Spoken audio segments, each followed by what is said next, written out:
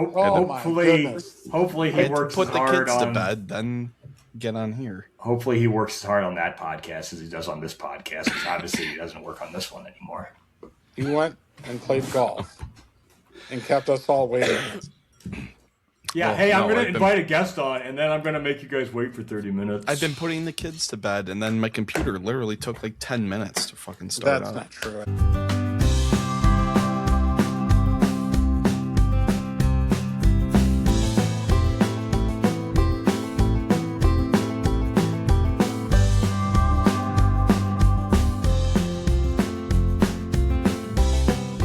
Podcast about bourbon and the ones who drink it. This is Bourbon Matters. Welcome to Bourbon Matters. We're starting over because it stopped fucking recording for some reason. I'm Jake. Dan is having an aneurysm.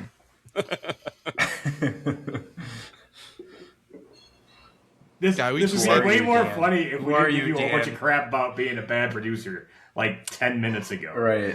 I didn't touch anything, so... Well, we have nothing on our computer we can touch. I don't know. But we just had one of the best conversations we've ever had on the show. So we're going to try and have it again. Definitely one of the most serious conversations. Yeah. I mean, that was a pretty damn good conversation. There's no backup going right now. You sometimes have a backup. No. So anyway, we're joined by Matt Lewis from Lake County Whiskey Club. Welcome back, Matt. Thank you for having me.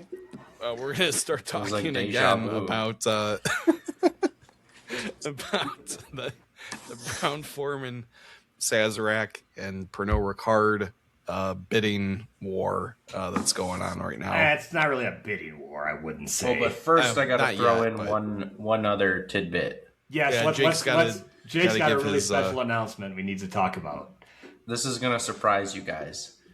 I bet. The episode that we did on packaging, we forgot to include a big one. Can you guess? We forgot somebody? Who did we forget, Jake? Let me know. Can you guess what it is? Old Scout.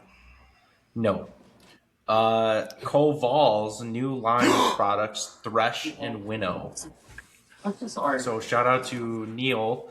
He was at the master class last night. We had a Koval master class, and he brought up the fact that we didn't put the Koval Thresh and Winnow line into the conversation for best decanter bottle, which actually won the Die Line Awards for the best spirit packaging in 2024. And the Die Line Awards are apparently one of the most highly rated awards for packaging of all different types of products, not just spirits. So very cool bottle, local. That would have been a cool one to put in there. Beautiful packaging if you have not seen the Thresh and Winnow. And we were also talking to him before this about how much we like the millet whiskey from them.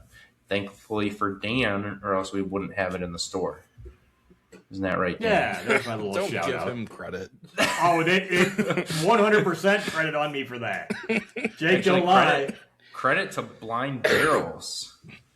Blind Barrels had it in a blind. If you didn't listen to that episode, that was a cool episode. But yeah, Blind Barrels is how you found it, and then told me about it. Had somebody that wanted to buy it, and yeah, their millet whiskey is pretty good, and there's probably no other 100% millet whiskeys out there.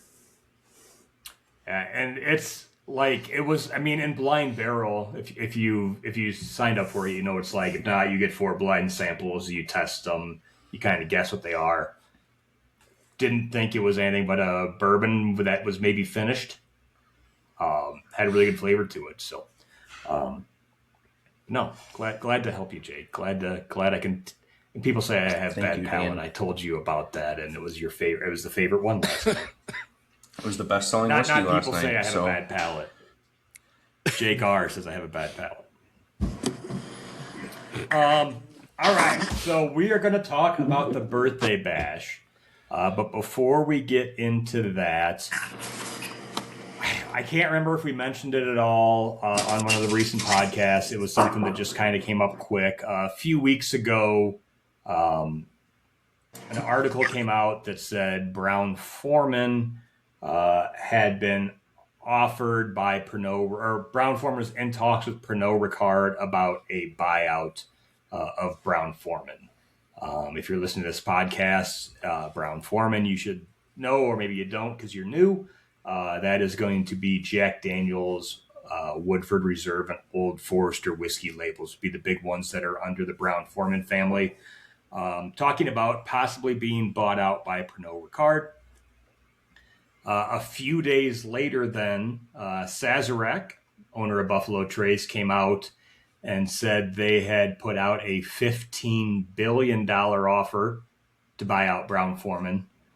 We don't know what the original terms of what Pernod Ricard offered was, but Brown-Forman came out at $15 billion for the company. Sazerac. Sazerac came out with $15 billion for offer for Brown-Forman. And then a couple days later, Sazerac changed their bid. They were still offering $15 billion, but it was a 100% cash offer. Unlike before, where it would have been a combination of stocks and cash. We have an idea that Pernod Ricard offered around 80% stock, 20% cash for the buyout.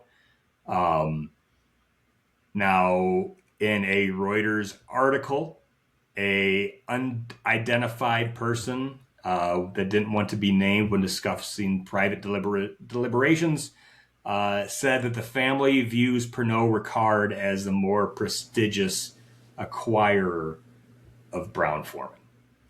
I'll try and recreate my original answer. That is bullshit. Yeah. So that's like such a wild statement, in my opinion. Yeah. Doesn't really make any sense to me. But I feel like there's probably some headbutting going on between the two, competing for everything. I mean, when you think of bourbon, like the two big companies that come to mind outside of like Beam and Makers is Sazerac and Brown-Forman. Yeah. Yeah. And part of the reason that we kind of choked on the fact of more prestigious, when you look at the most well-known Pernod Ricard brands, especially like when you're talking about Woodford Reserve, who was like the original marketed high-end whiskey. Yeah. Which would seem like it'd fall more in line with the Buffalo Trace side of things. And Gentleman Jack, for that matter. Yeah. When you look at Pernod Ricard that have been around. Yeah. When you're looking at what Pernod Ricard is known for, biggest one is Absolute Vodka. If you're looking at whiskeys, their whiskeys that they do own are more well-known in Europe than in the U.S. because you have Jameson, Chivas, Glenlivet. For rum and tequila, you have Havana Club, Malibu. When you look at the Pernod Ricard American whiskey brands, you're looking at Jefferson's, Rabbit Hole, and TX. I would say that Sazerac would blow all of their American whiskeys out of the water. Yeah, well, I mean, especially because those three brands were like good brands, and then they went downhill. Yeah. So I think you also have to look at it a little bit too on why each of these companies wants Brown-Forman. So like when you look at one, I think they want it because they want to expand their, U.S. whiskey sales because that's what they're good at, and Buffalo Trace just wants to, demand the whiskey game. Yeah, Sazerac knows some other products. Sazerac knows that Pernod is, we talked about this a little bit, Pernod is bigger, probably presence globally with all of the other brands that they have because they're not dominant in American whiskey. But Sazerac definitely dominates the American whiskey market, and Pernod getting the Brown-Forman portfolio, I think levels them up to a point where they can really, really go head to head and battle with Sazerac for a portion of that American whiskey sales. And Sazerac, if they get this, then they're taking control back, and their really biggest competitor is going to be like Beam Suntory. Yeah. Well, so when you look at if Sazerac too gets their hands on Jack, that's major global presence for them. Yeah. So it's not that you don't see Buffalo Trace products outside of the U.S. You find them, but it's not like Jack Daniels. It's not even like Woodford. When I've done travels, I've seen Woodford more than I've seen in bars, more than I've seen products. Now, if you're looking at the largest spirit companies out there, the first one is Chinese. The second largest is Diageo. The third largest is Pernod. I don't know. I guess I could kind of figure that out based off stock price. That might make, if Pernod got Brown-Forman, it might put them ahead of Diageo. But Beam Suntory is 4, Bacardi is 5, Brown-Forman is 6. Sazerac isn't in the top 10. And then one thing we were talking about was it's not exactly $15 billion. They didn't say, hey, here's a $15 billion check. What they did was they offered $32 per share, which is last time Brown-Forman was over $32 a share was back on June 4th of 2025. And as of 3 weeks ago, it was in the mid to low 20s per share before all the buyout talks started. At the end of the day today, it was trading at $28.50. So you could say, well, that doesn't seem like, and Matt brought this up before we lost everything. Matt's like, well, it's not too far off dollar for dollar of what it's worth, which is a good point. But as of before all the buyout talk started happening, it was in the low 20s. Yeah. So it is a pretty good valuation if you look at it, that before all the news broke that it was going to be bought or that they were shopping it, the valuation was pretty low. And it was down over $10 from $35 a share in June of 25 to, as of a couple weeks ago, April of 26, it was down basically $10, over $10 a share. So I want to throw something different in, because now that I've had a chance to do this twice, I came up with new ideas. So I know first time around we kind of talked, one of the things we were discussing is does Sazerac make the better partner for Brown-Forman? And now that we're discussing this for our second time, there's some questions. Does Sazerac become the ultimate powerhouse by acquiring Brown-Forman, which means do they control the market? Does that control pricing? Does that control distribution? What does that all control when they'll be the biggest brand in whiskey in America, and vice versa? If the other guys take it, then what does that do? Does that create more competitiveness? Are they going to come out with some new products that are going to hopefully compete with some of the most sought after Sazerac products? What does each of these companies acquiring Brown-Forman do to the whiskey game overall? Yeah, that's where I wonder if the first thing that comes to mind is like antitrust, to me, because I feel like Sazerac acquiring them might be a bigger antitrust issue than Pernod acquiring them, just because of the diversity of Pernod's portfolio versus Sazerac's. But I don't know. There's still plenty of competition, though. Yeah, I mean, Beam Suntory is the fourth largest spirit producer in the world. Yeah. Brown-Forman merging with Sazerac Brown-Forman's currently 6, Beam's 4. I'm betting that would easily put Sazerac ahead of Beam Suntory, but I would think so. I would agree. Well, but at the same point, it's not really.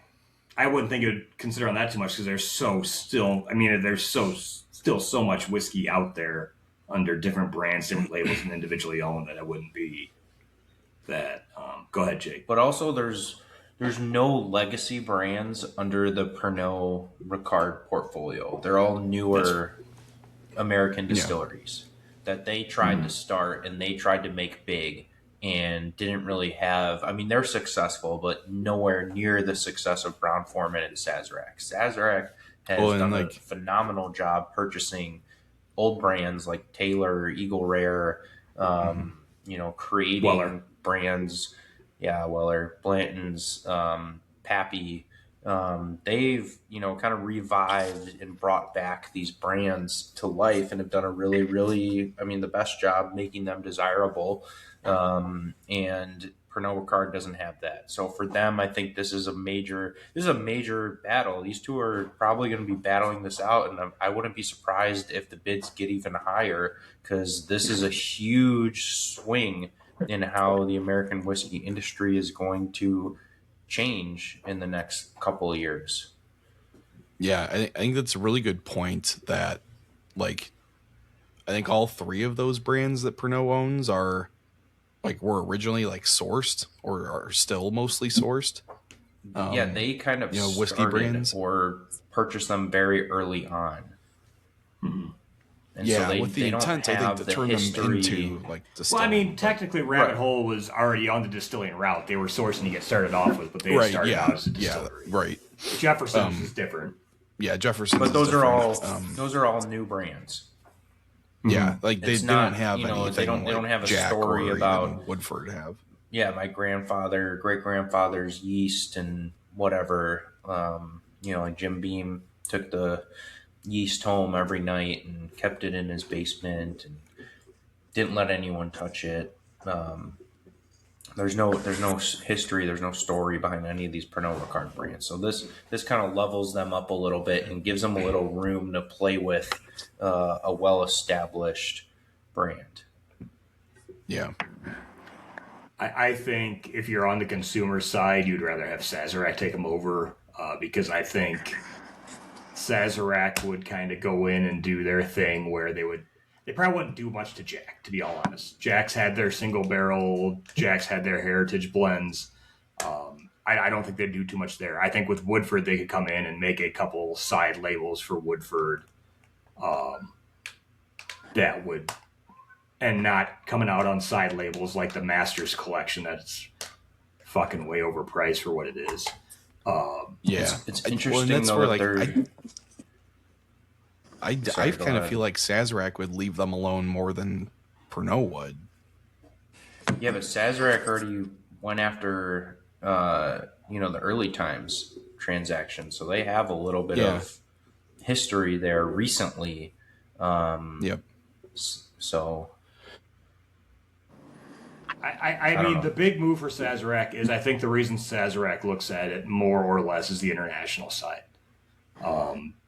With two very well Jack Daniels especially, Woodford does have international sales too. In America. They would dominate America globally with whiskey sales. But this probably fits their bill a little bit better with getting a bigger foothold internationally. But at the same point, we talk about this. The biggest thing right now for these companies with tariffs and everything the way they are is build the American sales out. Right? That's where they're making their money right now. So yeah. It's interesting. We'll keep an eye on the pulse here. It was just out of the blue that all of a sudden someone's like, Pernod Ricard's talking to Brown-Forman about a buyout, and then Sazerac's like, not so fast. We're going to throw $15 billion, and this is like months after Four Roses failed to go for $1 billion, their initial asking. Yeah.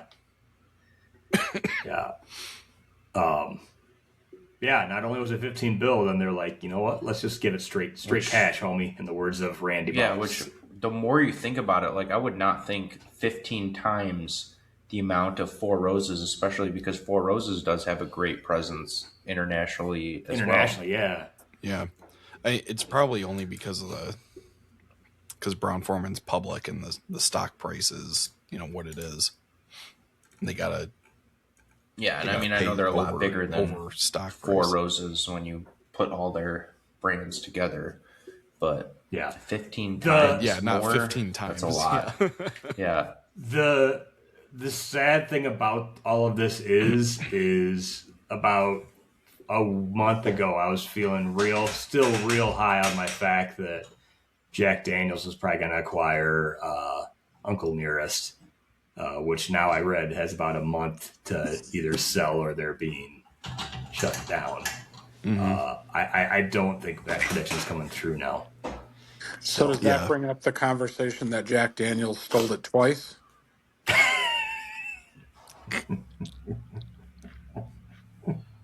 Well played. Well played.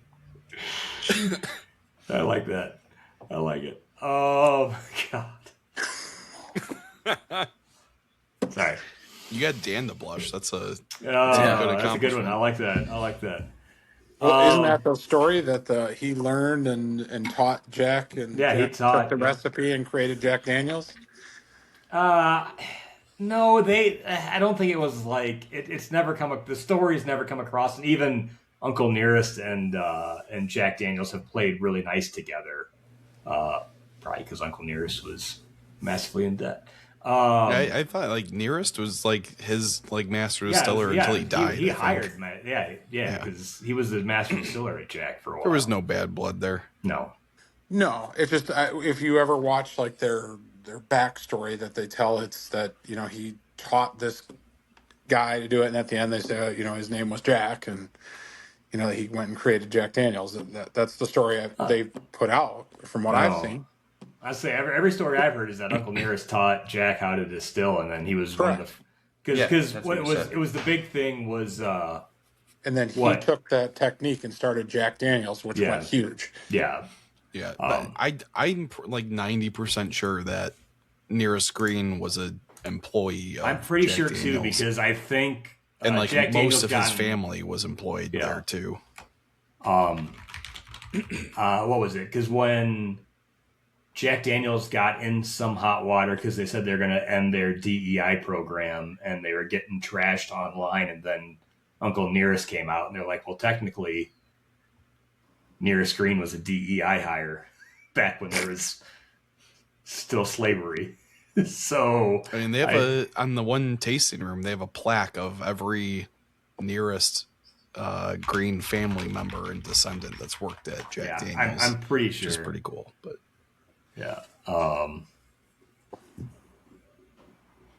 he was an enslaved African who taught Jack Daniels how to distill and was known as the first African American master distiller in Lynchburg at Jack.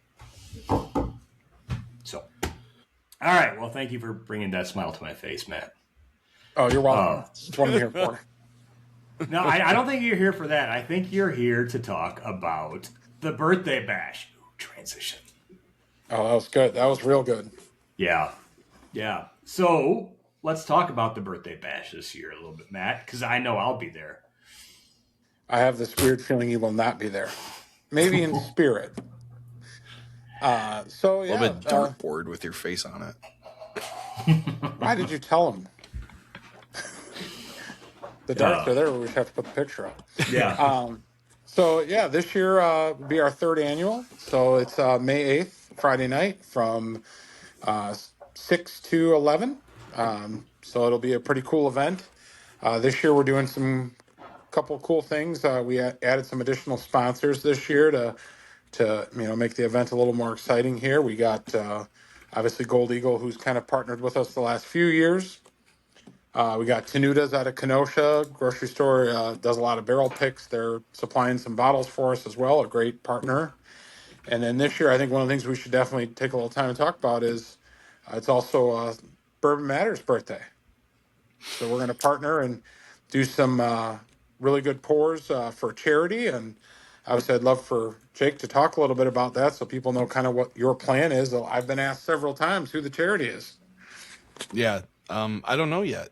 That's what I was going to ask. If anybody knows, they need a lot more than that. Yeah, we can't help them. If anybody knows a local charity, let me know. Shoot us an email at bourbonmatters@gmail.com or DM us on Facebook or Instagram. I mean, I know of some that we could use, but if anybody's got suggestions, let me know. But yeah, we're gonna donate 3 bottles that'll be purchased as a flight. It'll be, like near cost of the bottles. 100% of it's going to go to charity. I think the lineup I have planned is Wild Turkey Master's Keep 1, which is a toasted finish, a E.H. Taylor Rye, and the 2025 George T. Stagg. That's the hazmat. So it'll be a good flight. Damn. Yeah. That's great. And yeah, I think it would be awesome if we could find somebody who has a local charity maybe that they run or are involved in that helps the local community here. That'd be really cool. Yeah. So obviously we're going to do that this year. And then the other thing we got going on is Weeze's Groove and Barbecue this year for the first time will be on site. It's not included in the tickets, but serving fresh cooked food right there in the room. He's going to have some barbecue. He's got the menu out. There's a bourbon cheesecake, some different kinds of mac and cheese and coleslaw. I can't remember everything. I don't remember pork belly sliders and brisket. So some really good barbecue to have while you're on site there and enjoying the evening. And I'll say keeping everybody a little bit together as we have unlimited whiskey pours. Me and Gold Eagle Jake went through and what do we get? About 50 something bottles plus the allocated? Yeah, about already. I think about 55 maybe total bottles, including the allocated stuff. Which I think it's worth mentioning that we're doubling the amount of allocated bottles and doubling the amount of tickets that people are getting for pours on these allocated bottles. And there's also a handful of bottles that are just going to be on the bar top for people that help themselves that were part of the allocated bottles in years past. So the lineup overall has... You're going to have any of those Wellers? We're going to have some We're Wellers. going to have multiple Wellers. Okay, I just want to make sure there's be some Wellers there. Multiple Wellers that you can just help yourself on. No need to get a ticket. So if that's your jam, I mean, the lineup this year is insane. We say it every year, but there's more and more that becomes available. So we're fortunately able to step up our game with this every year, and we always want to under promise and over deliver. And if you're used to, if you came last year and you thought the lineup was good, just wait till you see what we have in store for this year. There's some really, really good stuff. No teasers? I mean, we said the Wellers. Well, as far as the allocated pours, it's on the flyer, so it's not a secret. We have, just to give a couple examples, King of Kentucky, Old Forester Birthday Bourbon, Weller Single Barrel, trying to remember them all. We did even put in there one of our coveted Jepson's bottles, our Jepson's pick that's been a fan favorite now for a long time. Help me out here, Jake. I'm trying to remember. I'm trying to look up the... I'm looking up the flyer. Oh, we have a Willet 7-year Family Reserve Family Estate Rye. What else is on there? Here we go. Van Winkle Lot B, Penelope Rio, Old Charter, Finest Oak, Smoke Wagon, Rare and Limited, 777s. And then, on top of that, the King of Kentucky, the Birthday Bourbon, the Weller Single Barrel, and the Willet 7-year Single Barrel. And the Jepsons, of course. So there are 9 total bottles to choose from. There will be 10. We're adding a latecomer. There will be 10, I guess. We're adding a latecomer. We're adding Buckner's 13-year, if you remember. Oh, yes. Mm-hmm. So there's... The lineup is crazy. And what's also really cool is we are basically sold out of tickets right now. We're sold out of tickets, but what I decided, and I held this for a purpose, was for this event. So we're going to list a few more after this one goes live to give the listeners who haven't purchased the opportunity to join in. Very cool. So we're going to post a few more tickets to make it available to the listeners here at Bourbon Matters, as it's their birthday as well. Yeah. 5 years old. Fancy. We're 5? This is technically the 5th season of this show. Jesus. Really wild. We still have no lives after 5 years. That's impressive. Jake, That is true. Gold Eagle Jake, I want you to go out on a limb here and make an agreement with me. That. Just hear me out. One of the Lake County no. One of the Lake County whiskey clubs birthday bashes, you will pour Weller Millennium, but it'll be on the Millennium anniversary of Lake County Whiskey Club. Sure.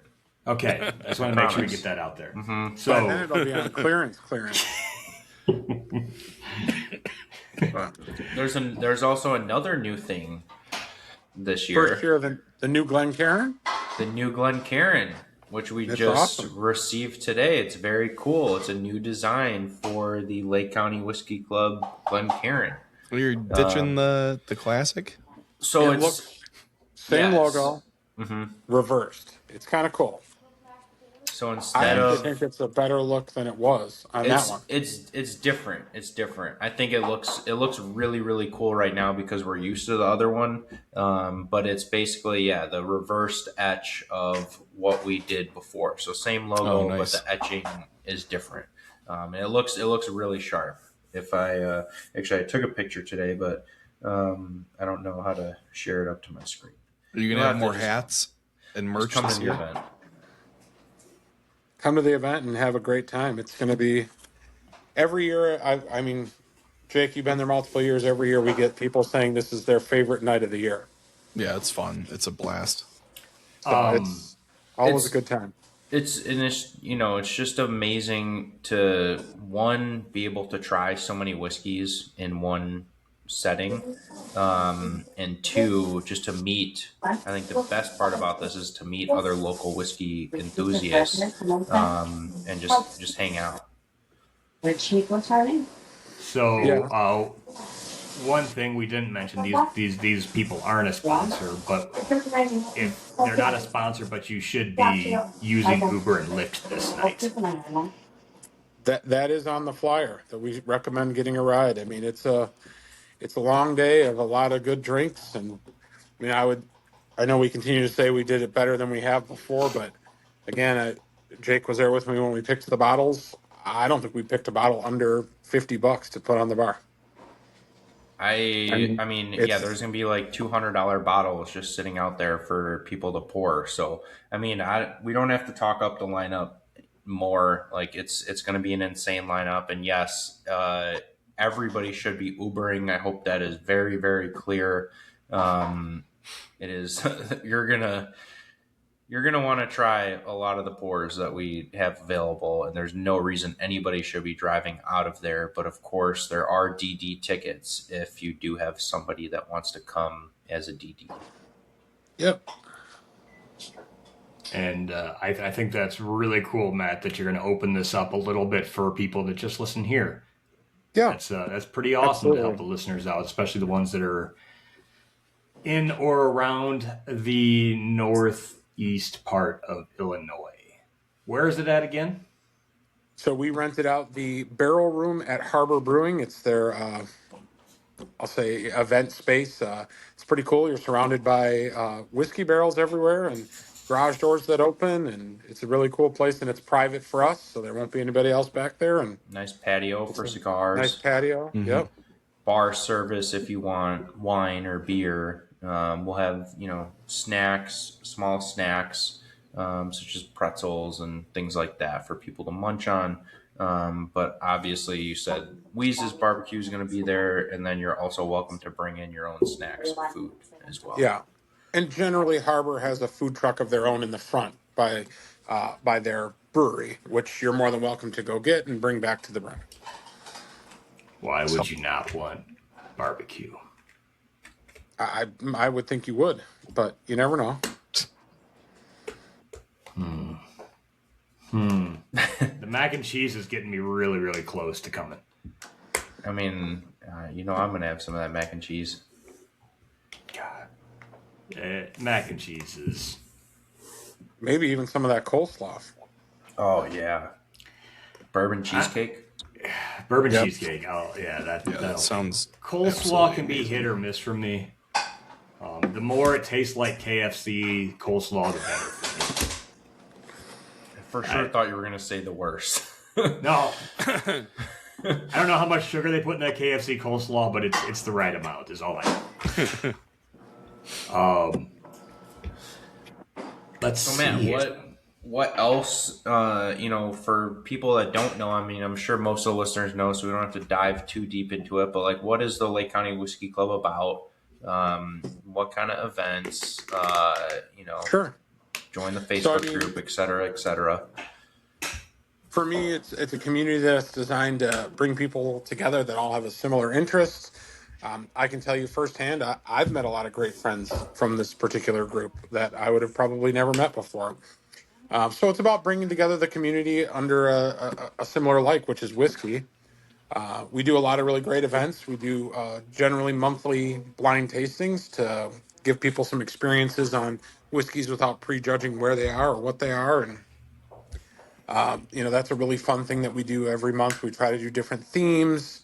The one we're doing this week or this month, it's actually this coming week, is an elevated whiskey tasting. So everything in it is over $75. But the objective is to like put something that's more of a sought after bottle against something that may be sitting on the shelf and get you to see some differences. And maybe you love that allocated bottle that you can't get, but maybe you love something that's sitting on the shelf every day. And it's just an eye opener for people and a chance to talk about it and experience different things and really build relationships and meet new people. I mean, I think that's the most important part of the club is the community piece for sure. There really is like a strong community. And I mean, it's true within all these different whiskey clubs, but, there's weekly hangouts and people, like you said, that we never would have met if it wasn't for whiskey and this Facebook group. So if you are local and if you're interested in meeting up or joining up with new people who share the same interest, I would highly recommend getting involved if you're not. Yeah, No fees or membership requirements. It's just a Facebook group you join, and then the events are posted and discussions happen on Facebook about what we're drinking and stuff like that. One thing I want to share to kind of wrap that together is everybody's welcome. So you don't have to have some amazing bourbon collection or have the fanciest of stuff or anything like that. If you're just someone who's like, man, I really like my Jewel Osco bourbon that I found, and I really like it. This is a chance for you to get to talk to other people and learn about some new things. It's not about who has the most expensive bottles or the biggest collections. It's really just about community and getting to know people who have a similar interest, and all are welcome. Yeah, there's been a few of the blinds that I've gone to where I've been sitting at tables with people that was their first like blind tasting event, which was a lot of fun.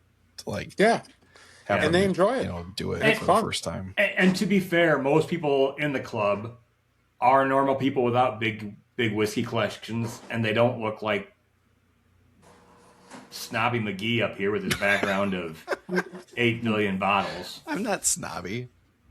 If I was snobby, I wouldn't have this many bottles. You have way more than that many. You're like that's part of your collection is a sad thing. Yeah. Like that's maybe a third of your collection. I don't discriminate. No, he doesn't. You're a hobbyist. Remember, it's hobbyist. Yeah, I'm a hobbyist. To be fair, it's most like that. Most people don't have to have a collection like Jake. As a matter of fact, it's better if you're nothing like Jake are at all in the club. So everyone's welcome. It's a great way. Like I joined it. You guys haven't kicked me out yet, even though I'm out in Utah, so I appreciate that. But I'm expecting that to be gone. Get him out. Also, if I'm going to rag on Jake R, I'm surprised he didn't call you a boomer for having a Facebook club, because I got called a boomer for sending a message the other day on Facebook. So just know that Jake thinks you're old if you use Facebook. So it's whatever. Okay. He's just a horrible person. No one likes him. No, highly recommend to join. Watch the events. If anything, it's people to talk to. You can find people local to hang out, drink, and just see what's out there. It's nice to do blinds. kind of go on that thing. If you're a crotchety old man like me and live by yourself, it's really, really hard to do blinds, which is why I will give another shout out to Blind Barrel coming back on this again too, because they do a good job procuring stuff as well and putting things together that you probably never would try, like a millet whiskey out of Illinois that turned out to be really darn good. So I'll give another shout out to Blind Barrel. All right, Matt, do you have anything else that you want to discuss? It's your time right now to share anything with our listeners. No, the only thing I would like to share is obviously all are welcome. We'd love to have you as a member and get you involved in some events to meet some cool new people and have some fun. I think that's the best message we can pass along. Nice. That and come to the birthday event and support some of these charities that Bourbon Matters is doing and have some fun. I did forget to add, we will be doing, everyone loves every year, we do a bottle raffle with some allocated bottles. We will be doing that again this year. So that's something that will be available again. And Matt, just go ahead. No, Sorry. go ahead. I was just going to say, can... reminder, how do people sign up? I don't think we That's what I was going to say is how do people, if they hear this on Sunday and they want to try and get some of those last second tickets, how do they do that? So all of our tickets are available on our Facebook group, which is Lake County Whiskey Club. To join, all you have to do is obviously ask to join, and then we just have a basic set of questions, making sure that you understand we're not a buy-sell trade group. We're not here to mark up bottles and sell them to other people or anything like that. And then if I don't know if you guys have the ability, but I can get you a QR code. I've actually given it to Jake. You probably still have it. I don't know if we can post that in your Bourbon Matters YouTube channel or anything as in a thing there, so that people could use that if that's more simple. If they don't have Facebook, that would be up to your ability with your IT. Well, that's Jake, and we've seen how well he's run this episode today, so chances aren't great. We can make it the cover of the episode. How about that? The thumbnail is the QR code. That's going to get a lot of local people. Or I can you edit the video and put it in the direct link right now if you want. Yeah. Here, watch this. Watch how good an editor Jake is. If you're watching the video, click here on the QR. The QR code will be right here. It'll be there. Okay, Don't worry. We'll see. We'll see Jake's. Don't worry about it. All right. Well, Matt, thank you again for doing that and giving a few last chance spots for some listeners. Absolutely. Jake, obviously you guys are a big sponsor in the Birthday Bash. If people want to support Gold Eagle, now obviously the Lake County Birthday Bash is going to be very local, but if you're not local to Lake County, Illinois, and you want to buy some great spirits, Jake, where can people do that at, and where can you ship to, and all the fun stuff for that? goldeaglewine.com. Shipping is available to 40 states. Just put your address in on our website. That's the easiest way to see if we ship to you. And make sure you follow us on Instagram at Gold Eagle Wine. Follow us on Facebook at Gold Eagle Spirits to see our daily drops, new arrivals, and barrel pick releases. Lots of very, very exciting barrel picks going to be released soon. I will kind of tease it, which we should have mentioned, but we have 3 rare character barrel picks on the way, 2 of which are collaborations with Lake County Whiskey Club. So those should be coming in. Well, actually, Lake County has a pick, we have a pick, and then we have one that we collabed on. But join their Facebook group to find out about the Lake County barrels first.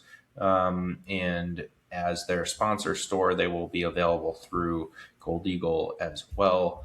But first dibs to members in the Facebook group. Gold Eagle also has 2 Russell's barrel picks on the way. We have a Blanton's Gold barrel pick on the way. So we've got some really, really exciting stuff. 3 Penelope barrels on the way. So those should all be dropping Lake County's soon. got Green River weeded too. We got a foolproof, nice. barrel-proof weeded from Green River that we did with Lake County. That's really good. So yeah, it's a really good time for bourbon. Make sure you follow along closely for that. Throwing it back to Bourbon Matters. All right. And Jake, if people want to see episodes and watch episodes before you could do fancy editing, where the QR code is right here. I'm not bringing it back. Oh, okay. All right. Well, where can people do that? Where can people find our previous episodes? Things of that nature. Yeah, you can listen to us on Apple, Google, and Spotify. You can watch us on Spotify and YouTube. Follow us on Instagram and Facebook at Bourbon Matters. Like I said, let me know if you either own or not own, but have a local charity or you know of a local charity that does good work. And we'll see if we can hook them up as part of the Birthday Bash charity donation. Nice. All right. Well, Matt, thank you for joining us again and talking about the Birthday Bash. We appreciate you joining us tonight and talking about some things twice. Yeah. So, thanks for bearing with us through that. Yes. It's always good entertainment on this channel. All right, guys. Cheers. Cheers. Cheers. Cheers.